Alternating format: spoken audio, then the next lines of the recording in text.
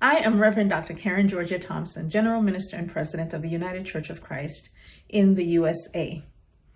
Thank you for the invitation to be with you virtually, to offer words of welcome and a few comments as you gather to celebrate the 75th anniversary of the Protestant Academy of Villigst. My gratitude extends specifically and specially to Dr. Adelaide Ruck Schroeder, Evangelical Church in Westphalia, as you begin your ministry as Praesies. Congratulations to you.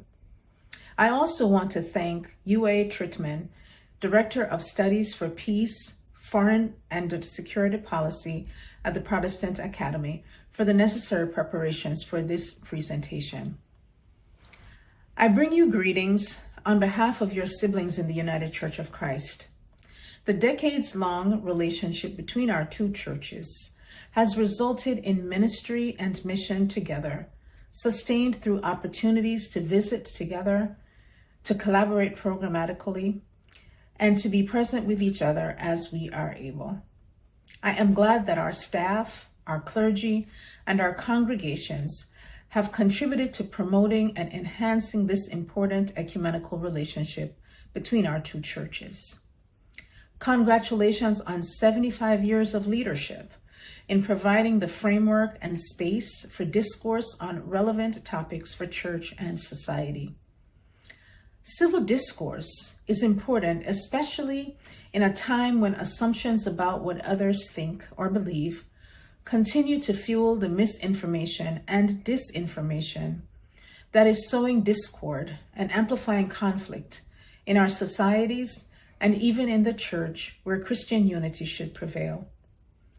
The selected theme for this anniversary conference is therefore very timely.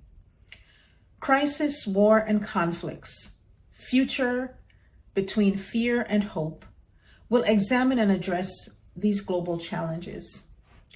While this broad topic has multiple entry points, I will frame just a few remarks from the context of the United States with a focus on the challenges facing the church here. The United Church of Christ is a progressive church with a wide diversity within our membership. We are a just peace church with a focus on peacemaking. The 14th General Synod of the United Church of Christ moved the church beyond the traditions of pacifism, just war, and crusade, opting instead for an understanding that is rooted in shalom, which links peace and justice. These days, global conflicts continue to escalate with armed conflict on every continent except Antarctica. Accompanying these conflicts are the dehumanization of people, violation of human rights, loss of life, and destruction of our planet. Where war exists, we are advocating for peace with Gaza, Sudan, and Ukraine, seeing huge loss of life and even genocide. In these places, the call for ceasefire has not been successful, and in some, multiple attempts at ceasefire have failed. The world is in crisis, and the church, as a part of civil society, has an important role to play in being advocates for peace and supporting the multilateral system that is created for peacemaking. Our voice, collective and individual, and our presence in the United Nations with non-governmental organizations calling for change and with global partners in areas where conflict exists will assist in raising awareness and bringing an end to conflicts. Intention must be exercised to achieve the peace we seek, peace for our neighbors and for the world in which we live. Here in the United States, while there are no armed conflicts to report and the presence of peace seems assured, there are emerging challenges as the church and the country continue to grapple with nationalism, shrouded in Christian rhetoric and principles. The increasing authoritarianism is of tremendous concern nationally and locally as civil and human rights are trampled, and communities of faith find themselves wrestling with the presence of Christian rhetoric in uncivil public discourse. The absence of civil discourse is unsettling, as are the threats to democracy that we see. The inability to dialogue about and across the lines of perceived differences fuels the stereotypes of others. Bridging the divides in our communities and even in the church means being present for hard conversations that allow us to learn and grow together. The church must find ways to facilitate and provide civil discourse built on the foundations of Christian unity, which embrace diversity in the life of the church and in our communities. The church has long been a place in the public square where bringing a prophetic voice to advocate for the least of these, as Jesus described, has been important.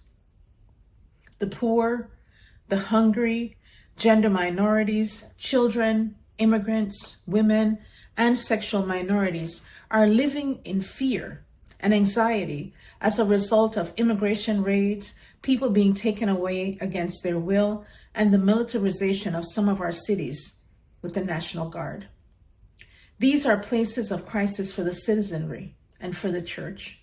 The prophetic witness of the church is based on our faith in a God of justice who hears the cries of the people and acts. The United States is not the only country wrestling with right-wing Christianity influencing and affecting government and country. The ability to address the topic before you for this conference means being honest with ourselves about what is happening around us and having the courage and veracity to debunk the rising violence undergirded by misinformation and disinformation. The church has to begin to bring a prophetic voice to the challenges of this day. Watching in silence is a sign of complicity with injustice. Watching in silence is to contribute to the violence that is bringing death to many and causing harm to those who are already suffering. There is a future between fear and hope, one that sees the church live into the commandment that we love our neighbors as ourselves. Loving our neighbor means we speak out against the violence and find ways to support peace building and safety for all. The fear emanating from our communities under threat, violence, conflict, and crisis is fear that requires pastoral care as well as the presence of peacemakers. Protestant academies today and in the future can provide these opportunities for discourse, for dialogue, and for learning from each other as we address emerging challenges in the church and in our communities. I pray for you as you begin this conference. I pray that this conference will hear and share the discussions and outcomes with us here in the United Church of Christ and with ecumenical partners globally, as we too continue to seek ways to be effectively responsive to these issues of our time. May God's grace and peace be with you as you gather. Thank you, and I look forward to our continued relationship together.